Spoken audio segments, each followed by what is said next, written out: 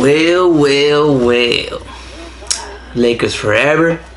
But let me talk a little bit about the Clippers Bucks game that just ended. Both teams should be not too happy with the. First of all, the Clippers shouldn't be happy that Kawhi Leonard missed a game, because without Kawhi they can't win a game. I mean, they lost to the Jazz when Kawhi missed the game. Now at Staples they lose to the Bucks. So this load management for Kawhi, it's only gonna work if they can win games. Now I'm sure when Paul George comes back, it'll be better. But right now, if they're gonna be losing games, they're gonna be getting behind the Lakers. The Lakers are 6-1, and the only reason why people are still picking the Clippers is because the first game of the season, the Clippers beat the Lakers. The Lakers' only loss this season so far is the Clippers. So that's the only reason why the people are still picking the Clippers. And the Bucks should have won by more, especially, Clippers don't have Kawhi or Paul George, but Montrezl Harrell had like 30 plus points. Now, the Bucks centers are like 6'11", right? Montrezl Harrell is 6'8". That's unacceptable. You cannot let an undersized center score 32 points on you. There's no interior defense. So even though the Milwaukee Bucks, two centers are like 6'11", 7 feet, it doesn't matter because they can't guard a 6'8" center. That's crazy. That's why I'm gonna have to say that from the East it's gonna be the 76ers. Joel Embiid and Ben Simmons and Tobias Harris. They have a great team, the Sixers do. So I think that's gonna be the team that took him out of the East, because the Bucks' interior defense, that's unacceptable. You cannot let a 6'8" center score 30 plus points on your centers that are like almost 7 feet tall. That's crazy.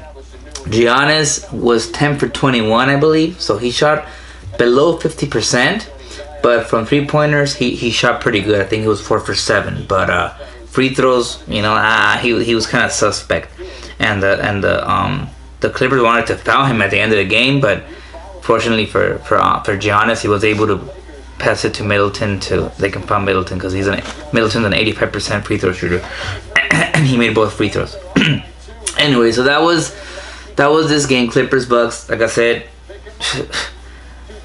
if they keep resting Kawhi, they're gonna be losing a lot of games until Paul George comes back, and Paul George should be back next week.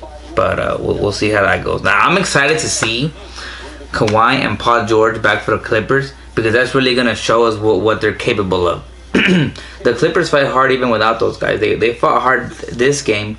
They only lost by 6, I think, and it was close throughout. So I just want to see how they do when they have their full squad. December 25th is going to be a great test for both teams, Clippers and Lakers. The Lakers would have already 2 months building chemistry, and the Clippers will have their full team with Kawhi and Paul George. So let me go ahead and talk about actually what this video is about. Is yesterday's game, Lakers at Bulls. I wasn't feeling too well yesterday, so right after the game, just went to sleep pretty much.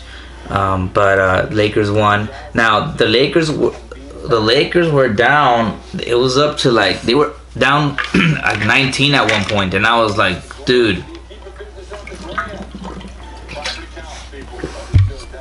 that's unacceptable, especially with the Bulls team that are now 2-6. I know it's hard.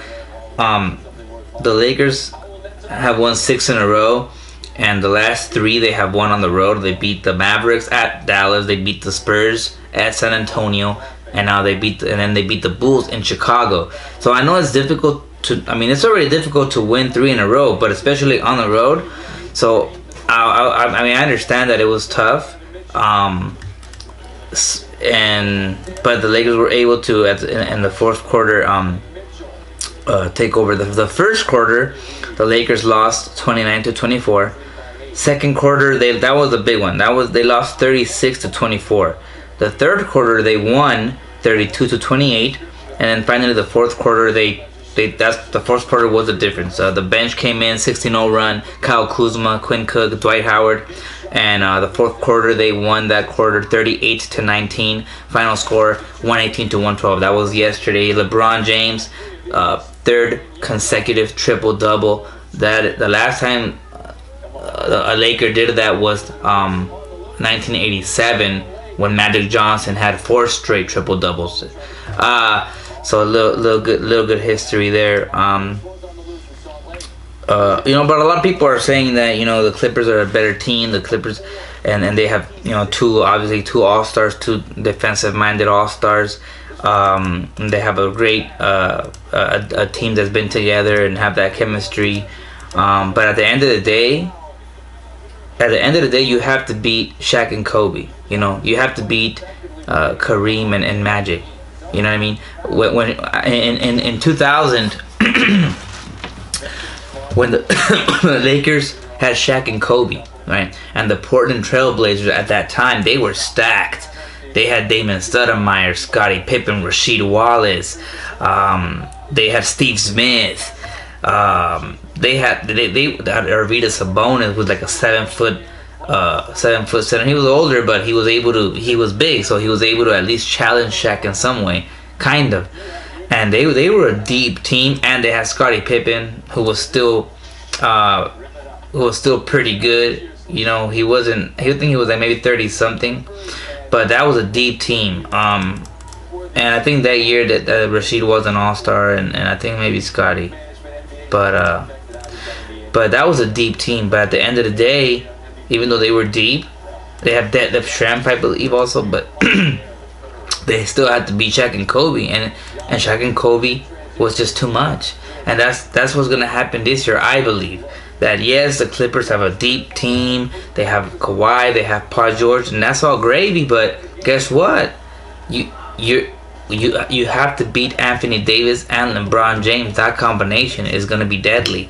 And not only that, but if Dwight Howard is going to be playing the way he's playing, he's getting a double-double off the bench. If Kuzma comes into his own, it's going to be impossible to beat them. And AD and LeBron is already going to be a problem for anybody. And Montrezl Harrell is not going to have his way against Anthony Davis, JaVale, and Dwight Howard like he did with the Lopez brothers. That's embarrassing. Like, you can't allow, like, I keep saying it because how you're 7 feet tall, how are you gonna let the 6'8" center get 30 plus points on you? That's like, there's no resistance there. That should not be. Anyways, let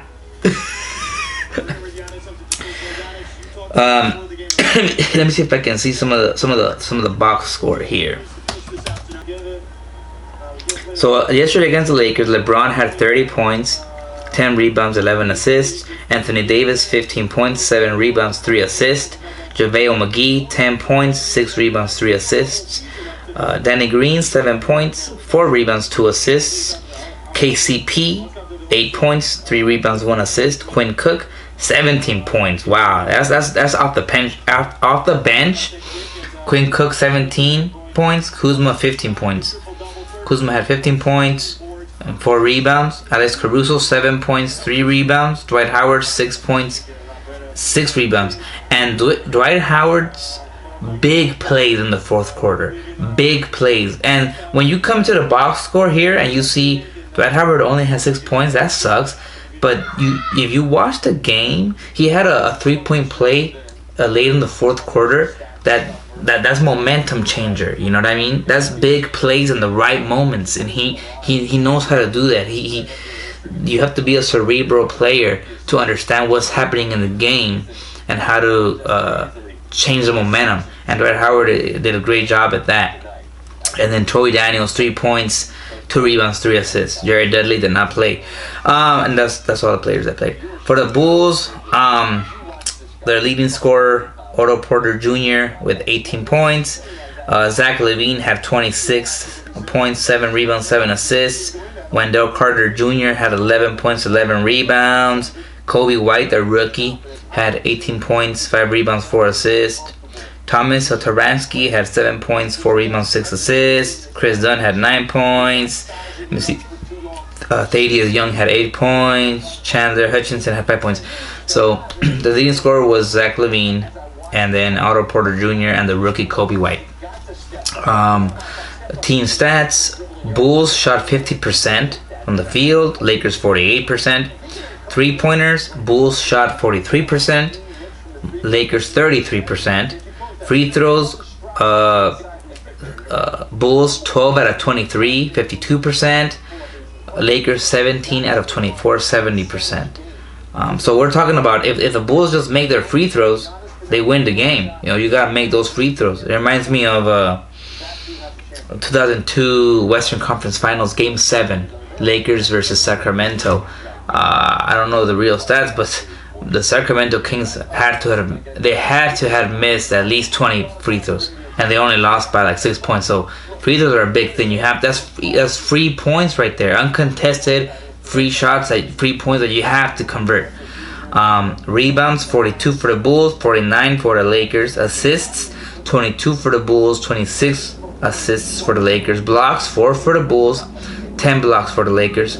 Steals: 11 steals for the Bulls, 10 steals for the Lakers. Turnovers: 16 turnovers for the Bulls, 15 for the Lakers. Points in the paint: 48 for the Bulls, 52 for the Lakers. And that's interesting because usually the Lakers will destroy everybody inside. This time they only won by 4 points, points in the paint. Personal fouls: 21 fouls for the Bulls and 18 committed fouls for the Lakers. So, like I said, they're on a 6-game winning streak. The Lakers are. They have not lost since they lost to the Clippers October 22nd, I believe, the first game of the season. And so next game for the Lakers is this Friday. They play Miami, and Miami, like I said in my other video, they beat the Rockets. I believe it was the Rockets 129-100. So Miami Heat right now, they're doing very well. I believe they are top of they're definitely in the top of the Eastern Conference. Yep, they're second. They're in second.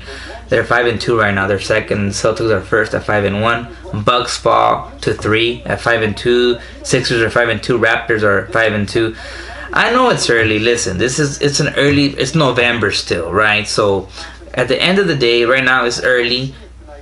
Teams should use these games, the season, to build chemistry. That's important. You must build chemistry. If you already have your all-stars set, just build chemistry. Right now it's too early. I'm sure a lot of these teams that are right now in the top 8 are not gonna make. Not all of them are gonna be there at the end of the season and make the playoffs. A lot of these teams are not gonna make the playoffs, obviously, but it's still November. But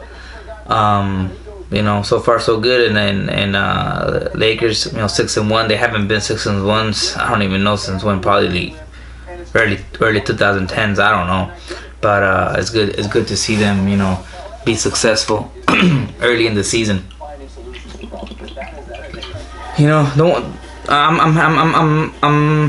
I'm happy the Lakers are doing well. I'm happy that they're 6-1 and all that. But I gotta admit, man, that first loss against the Clippers, that's what I really wanted. That's the game. Like if the Lakers right now were, what are they, 6-1? If they were 5-2 or if they were 4-3, but they had beaten the Clippers in the first game, I would still be happy, man. I would still be happy because that's the main opponent this year. Everybody knows it. All the analysts know it. It's gonna be the Lakers and the Clippers, right? And from the East, it's gonna be the Bucks and the Sixers. The Celtics are there, but it's gonna be the Sixers out of the East, I think. And I hope it's the Lakers out of the West. If they would have won the first game, even though it's just the first game, I would be more confident in saying that it's gonna be the Lakers. But they were tied 85-85 against the Clippers in that first game at the end of the third quarter. And the fourth quarter, I mean, they didn't get blown out. They only lost by 10, but like that one really hurt. And like I said before, I just want December 25th cannot come soon enough, man. It's taking forever, but it's Just gotta wait, I guess. Keep building that chemistry. And I'll talk to y'all later when the next game, Lakers forever.